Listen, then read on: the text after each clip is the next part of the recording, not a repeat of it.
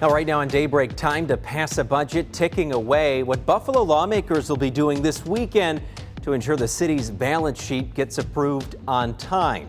Plus, volunteers move to action. How the sacrifices of countless U.S. military members are deeply resonating this Memorial Day weekend. And new beginnings before the summer rush. How 3 sites in Western New York are changing and welcoming guests.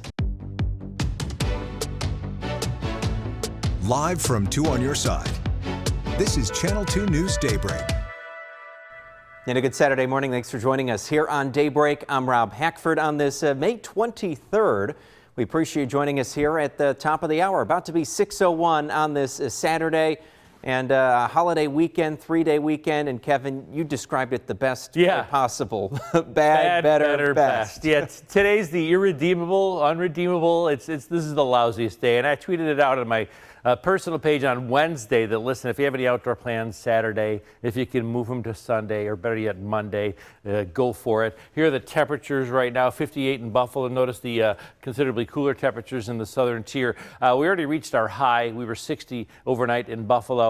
If it's not raining at your house, maybe Niagara County, walk the dog now. While you get a chance, because rain for all of us arriving today. We'll give you the timing, of course, with a future look. It'll take you at least for the next 12 hours or so. Maybe there'll be a break or two in there, but it is going to be about an inch of rain or so at your house. Again, you see around dinner time, you see it lets up a little bit, becomes more scattered, but the rain will be the story of our day today. And temperatures sort of tumbling through the 50s as well.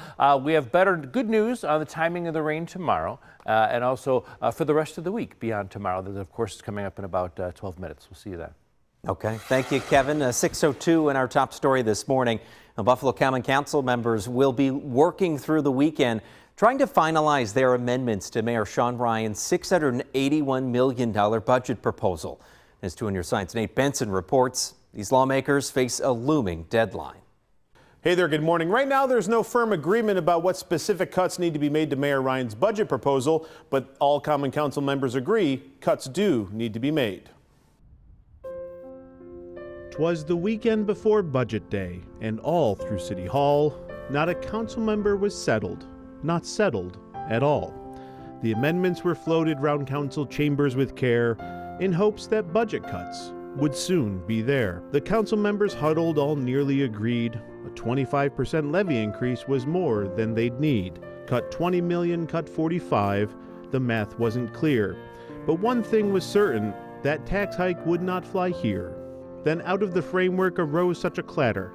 3 scenarios of cuts, but which numbers would matter? 18, 15, 11% at best? Each lawmaker certain that their number was blessed. And so they sat with a deadline in sight, May 26th approaching. They'd have to get it right.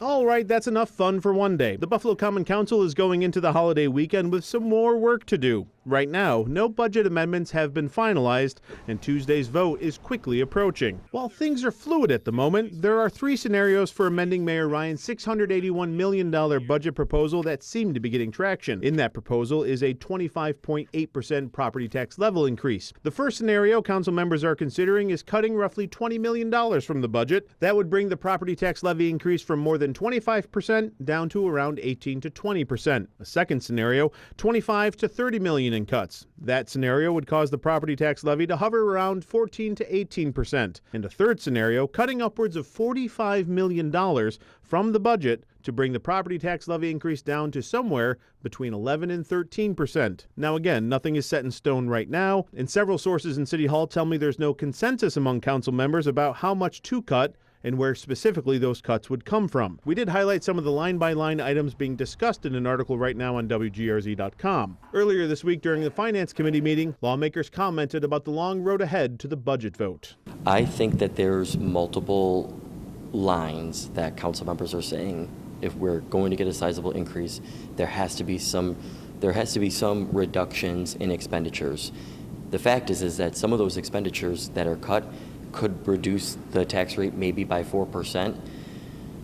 And you're still looking at a significant tax increase. If we do not make some very hard decisions collectively and we do not work together, we will implode, and the history and the annals of time will say that it was this mayor, it was this council, and it was this controller that allowed us to all get into it because we're elected. And I don't believe that that's the way we want to go. Now, I'm told that the Ryan administration officials and 3 members of the Common Council leadership plan to meet sometime over the weekend for budget negotiations. On your side, Nate Benson, Channel 2 News. Like at 8 for more reporting like this. You can follow other major stories from the week as Nate's On the Agenda is available streaming on demand on WGRZ+. He also covered the recent charges against former Erie County Narcotics Chief DJ Granville. Also looked at the appeal by the city comptroller over the bonding battle with the mayor's office, as well as a local landmark named in honor of a fallen soldier. That's this week, streaming again On the Agenda with Nate Benson on WGRZ+. Now, Buffalo Marathon weekend is officially here, and in less than 2 hours, runners and walkers will be taking the start line and heading to the start line for the 5K run and walk, as well as the kids races and the plugging run and walk. That's a walk to pick up trash along the route. Right now is the live look over Niagara Square in downtown Buffalo, where the runners will be starting nearby this weekend, right in front of the Buffalo Convention Center. Drivers should be aware of some road closures starting in just under an hour, about 7 a.m. Here's a look at the course for today and what areas to avoid. These include parts of Delaware, Franklin, Pearl, Tupper, Linwood, Barker, and along Niagara Street. This is for the 5K and fun runs today. Road closures, the roads rather, will be back open at 10 a.m. There are even more closures planned for tomorrow's half and full marathon. One of the race directors spoke with us about the excitement that's been building for this 25th anniversary. When we look at the Buffalo Marathon being a Boston qualifier, when we look at our course and the enthusiasm of our neighborhoods and all of our volunteers and our cheer locations, it just makes it a wonderful overview of what you see of Buffalo, New York. Now, race packet pickup for the marathon and half marathon will run from 8 a.m. to 6 p.m. today at the Convention Center. Then for tomorrow, the half and full marathon will kick off again in front of the Convention Center at 6:30.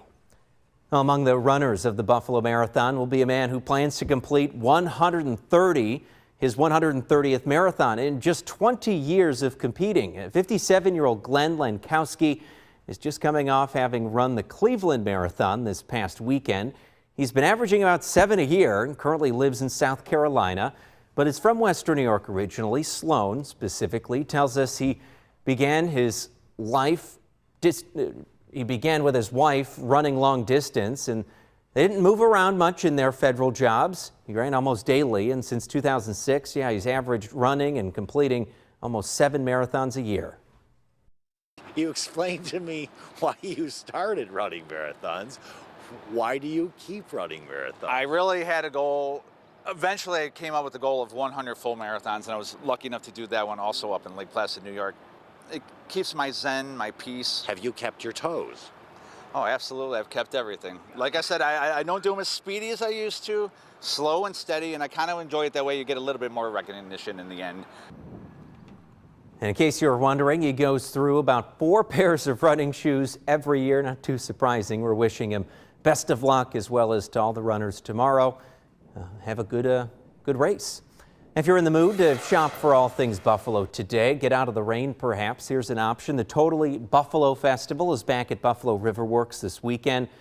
It features over 100 local artisans, live entertainment, food and drinks, and a whole lot more.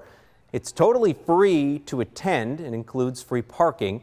You can check it out from 10 a.m. to 5 p.m. today and tomorrow at Buffalo Riverworks.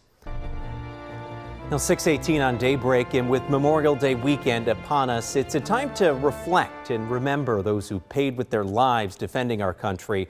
At the Buffalo Naval and Military Park, that remembrance meant dozens of volunteers giving back this week. Photojournalist Jackson Hickey heard from those called to action. So every year, we've been doing this for the past 7 years since our inception. We plant a flag for each veteran who's taken their life from suicide for that year. This year it was 7,300 veterans, unfortunately, who've taken their lives. And we'll be putting a flag for each of those vets. in the grounds. We don't want to put any flags in, but we have an army coming out this year to put those flags in. You just give them a little push. Yeah, but try not to push too hard because don't want them to break. There is a war going on back home that we don't talk about, and we need to raise awareness and get help and those resources for those veterans who are struggling. It's like doing the right thing. It's being kind to America and the soldiers that fought for us.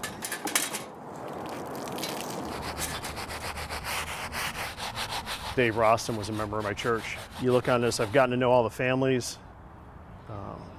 You know, you see some of these names and you realize, you know, Dan Shaw went to West Seneca West. You know, I've gotten to know Carrie Ann's dad real well, Brian Baker's mom, Holly. You know, seeing these names, every one of them has a story. Every one of them has a reason to be remembered. And, you know, we're not going to let that slide to the side. If soldiers are here, I hope they think that even though their friends are gone, their memory still lives in them. Now 6:27 on Daybreak in the newest addition to Harbor Walk Buffalo at the Erie Basin Marina. Well, they're open for business. Sully's Chowder House is celebrating its opening weekend after a major transformation. Well, Sully's is filling the former William Kay's restaurant space. The restaurant offers a coastal atmosphere with fresh seafood, live music, entertainment, and a scenic waterfront view. They're open today and tomorrow from noon to 9 p.m. And state and local leaders broke ground on a nearly $10 million project to rebuild a Payne Park Memorial Pool in North Tonawanda. The plan is to transform the pool into a new aquatic center, replacing the city's aging memorial pool, which dates back to World War II and was closed several years ago. The project is part of Governor Kathy Hochul's New York Swims initiative and is expected to take 3 years to complete. And the Penn-Dixie Fossil Park and Nature Preserve in Hamburg also breaking ground on upgrades this weekend. The Fossil Park will be getting a new entrance, bathrooms, and a pavilion for programming. Funding for the improvements are coming from the state, Erie County, and the town. Construction is expected to wrap up this fall.